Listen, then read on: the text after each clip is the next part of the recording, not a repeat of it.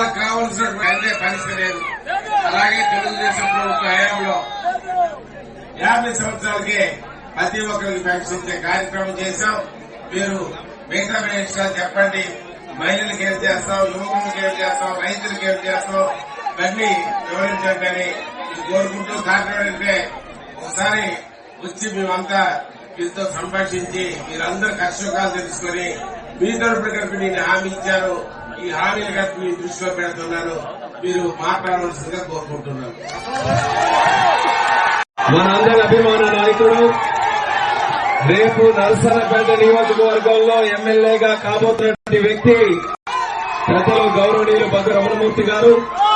అలాగే ఈ రోజు ఈ కూటమికి సంపూర్ణంగా మనస్ఫూర్తిగా ఆశీర్వదిస్తూ మన గెలుపు కోసం కూడా అహర్నిశలు కృషి చేయాలని ఒక పట్టుదలతో కంకణం కట్టుకుని ముందుకు వచ్చి ప్రజల్ని చైతన్యవంతం చేయడానికి తన వంతుగా ఒక పాత్ర పోషించినటువంటి పెద్దలు, ఈ ప్రాంతానికి సరైన నాయకత్వంతో ముందుండి నడిపించినటువంటి డోల జగన్ అన్నగారికి, అలాగే మన జనసేన అధ్యక్షులైనటువంటి ప్రవీణ్ గారికి, అలాగే గ్రామ పెద్దలున్నారు, సోదరిమల్లు, గుప్పాడిపేట గ్రామంలో ఉన్నటువంటి ప్రతి ఒక్క అక్కకి, చెల్లికి, అన్నకి, తమ్ముళ్ళకి అందరికీ కూడా నా హృదయపూర్వకమైనటువంటి నమస్కారాలు తెలియజేసుకుంటూ తెలుగుదేశం పార్టీ కుటుంబ సభ్యులు, మరి ముఖ్యంగా మా జనసేన కుటుంబ సభ్యులు, భారతీయ జనతా పార్టీ కుటుంబ సభ్యులు అందరికీ కూడా మరొకసారి నా హృదయపూర్వక నమస్కారాలు.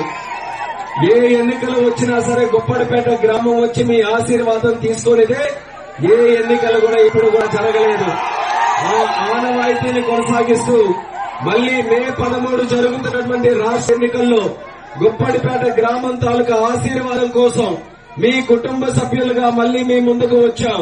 రమణమూర్తి గారు ఎమ్మెల్యేగా పోటీ చేయబోతున్నారు, నేను మళ్లీ ఎంపీగా పోటీ చేయబోతున్నాను.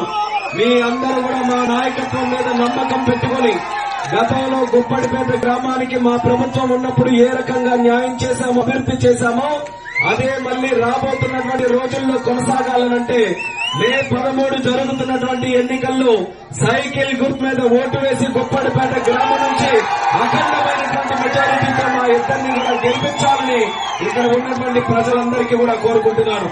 గుప్పాడిపేట గ్రామం అంటే మనకి మొట్టమొదటిగా గుర్తొచ్చేది స్వర్గీయ కింజరాపు ఎర్రన్నాయుడు గారు. గుప్పడంత గ్రామం ఉన్న ఈ గుప్పాడిపేట గ్రామం 1982 ఆ కాలంలో ఎక్కడుందో ఎవరికీ తెలియదు. ఏ దారిని వెళ్తే ఈ గుప్పాడిపేట గ్రామం వస్తుందో ఎవరికీ తెలియదు. కాలినడకలో ఇసుక తిప్పల్లో ఎక్కడో ఉన్నటువంటి ఈ గ్రామానికి వెలుగులిచ్చి, విద్యనిచ్చి, వైద్యమిచ్చి ఈ గ్రామం తాలూకా రూపురేఖలు పూర్తిగా మార్చినటువంటి నాయకుడు స్వర్గీయ కింజరాపు ఎర్రన్నాయుడు గారిని తెలియజేస్తున్నాను. ఆ రోజు ఆయన వేసినటువంటి పునాదుల వల్లే ఈ రోజు ఈ గ్రామం ఎంతెంతగా పెరిగి ఈ రోజు ఒక మత్స్యకార గ్రామాల్లోనే ఒక ప్రత్యేకమైనటువంటి గుర్తింపు సంపాదించుకుందనేది గ్రామస్తులందరికీ కూడా తెలియజేస్తున్నాను. నవతరం వచ్చింది, మీరు కూడా పెద్దలను అడిగి తెలుసుకోండి. ఆ రోజుల్లో ఇసుక తిప్పలుంటే రోడ్లు వేసింది ఎవరు? తెలుగుదేశం పార్టీ ఆ రోజు వేసింది. కరెంటు లేనటువంటి కాలంలో కరెంటు తెచ్చింది ఎవరు? తెలుగుదేశం పార్టీ తీసుకుని వచ్చింది. హాస్పిటల్ లేని కాలంలో హాస్పిటల్ తీసుకొచ్చింది ఎవరు? తెలుగుదేశం పార్టీ తీసుకుని వచ్చింది. స్కూల్ లేనటువంటి సమయంలో స్కూల్ తెచ్చింది తెలుగుదేశం పార్టీ తీసుకుని వచ్చింది. ఇలా ఈ గ్రామంలో ఏ అభివృద్ధి కార్యక్రమం తీసుకున్నా దాని మీద సంతకం తెలుగుదేశం పార్టీది ఉంటుందని గర్వంగా ఈ సందర్భంగా మీ అందరికీ తెలియజేస్తున్నాను. అంత చక్కగా ఈ గ్రామం మేము చూసుకుంటే మీరు కూడా అదే రకంగా మమ్మల్ని అందరినీ ఆదరించారు. కింజరాపు ఎర్రన్నాయుడు గారు మీరటువంటి అభిమానాన్ని మా మీద కూడా కొనసాగించి 2014 ఎన్నికల్లో రమణమూర్తి గారికి, నాకు ఆ రోజు ఎమ్మెల్యేగా, ఎంపీగా మీ అందరూ అవకాశం ఇస్తే మళ్లీ అభివృద్ధిని మన గ్రామానికి తీసుకొని వచ్చాం. ఎన్నడూ లేని విధంగా గ్రామంలో అభివృద్ధి చేశాం. ఈ రోజు వైఎస్ఆర్ కాంగ్రెస్ పార్టీ వాళ్ళకి సూటిగా ప్రశ్నిస్తున్నాం. మేము చెప్పేది అబద్ధం ఉంటే చర్చకి సిద్ధంగా ఉన్నామే, మీరు కూడా సిద్ధంగా ఉంటే ఇదే సందర్భంలో రమ్మంటున్నాం.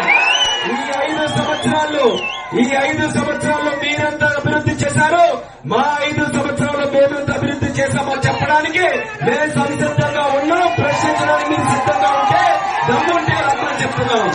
కానీ వాళ్ళకి దమ్ము లేదు, సత్తా లేదు. ఎందుకంటే 5 సంవత్సరాలు ఏమీ చేయలేదు కాబట్టి ఒక్కసారి అది మీరందరూ కూడా గమనించాలి. మిమ్మల్ని మాయ చేశారు ఈ వైఎస్ఆర్ కాంగ్రెస్ పార్టీ. మిమ్మల్ని మాయ చేసి మోసు పుట్టించి 2019 ముందు జగన్మోహన్ రెడ్డి అమ్మలారా అక్కలారా మాకు ఓట్లేయండి అన్ని కూడా మీకు చేస్తానని మిమ్మల్ని ఆశ పెట్టి ఏం చేశాడు? ముద్దుల మీద ముద్దులు పెట్టాడు ఆ రోజు జగన్మోహన్ రెడ్డి. మురిసిపోయారు, బ్రహ్మాండంగా ముద్దులు పెడుతున్నాడు. ఇలాంటి నాయకుడు ముఖ్యమంత్రి అయితే మంచి నాయకుడిగా పరిపాలిస్తాడని. ముఖ్యమంత్రి అయిన తర్వాత తెలిసింది జగన్మోహన్ రెడ్డి మంచి నాయకుడు కాదు, మనల్ని ముంచే నాయకుడని ఈ 5 సంవత్సరాల దీపావళి చూస్తే తెలిసింది. ఆ రోజు ఇచ్చినటువంటి హామీలు ఒక్కసారి మీరందరూ కూడా గుర్తుపెట్టుకోండి.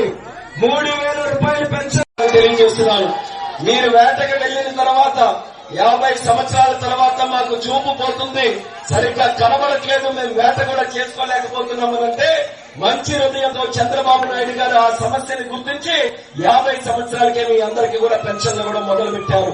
అలాగే మీకున్నటువంటి వృత్తి, వేట నిషేధ సమయంలో మీకు వచ్చే వృత్తి, చంద్రబాబు నాయుడు గారు ఉన్నప్పుడు ఒకే కుటుంబంలో 4 వేటకు వెళ్తే 4కి కూడా వృత్తి వచ్చేది.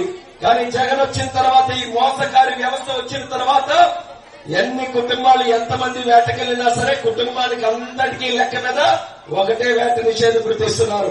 అందులో 5 మంది ఉన్నా అంతే లెక్క, 4 ఉన్నా అంతే లెక్క, 2 ఉన్నా అంతే లెక్క. ఇది కూడా అన్యాయమో కాదో అనేది మత్స్యకారు కుటుంబాలన్నీ కూడా ఒక్కసారి చెప్పాలి. మరి ఇన్ని మోసాలు జరుగుతున్నటువంటి జగన్మోహన్ రెడ్డి ప్రభుత్వంలో మనమందరం కూడా వాళ్ళకి బుద్ధి చెప్పాల్సినటువంటి అవసరం ఉందా లేదో అని గొప్పడిపేట ప్రజలందరికీ కూడా అడుగుతున్నాను. జగన్మోహన్ రెడ్డికి ఆయన చేసినటువంటి తప్పులకి మోసాలకి బుద్ధి చెప్పాలనంటే మనకున్న ఏకైక అవకాశం ఈ ఎన్నికలు.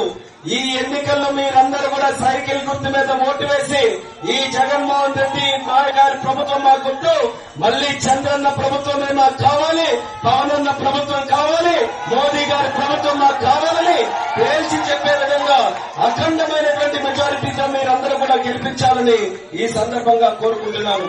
ఆ రోజు గుప్పడిపేట గ్రామానికి మన ప్రభుత్వం ఉన్నప్పుడు రోజు సమస్య లేకుండా చూసుకున్నాం. మీరు ఎక్కడికి కోడూరు గాని ఎటు సైడ్ వెళ్లాలన్నా సరే అన్ని సైడ్లు కూడా చక్కనటువంటి రహదారులు ఏర్పాటు చేశాం. గ్రామాల్లో కూడా ఎన్ని సీసీ రోడ్లు చేశాం. వీధి దీపాలు కూడా ఆ రోజు ఎల్ఈడి దీపాలన్నీ కూడా చేయించినటువంటి ఘనత మన తెలుగుదేశం పార్టీ ప్రభుత్వాన్ని తెలియజేస్తున్నాను.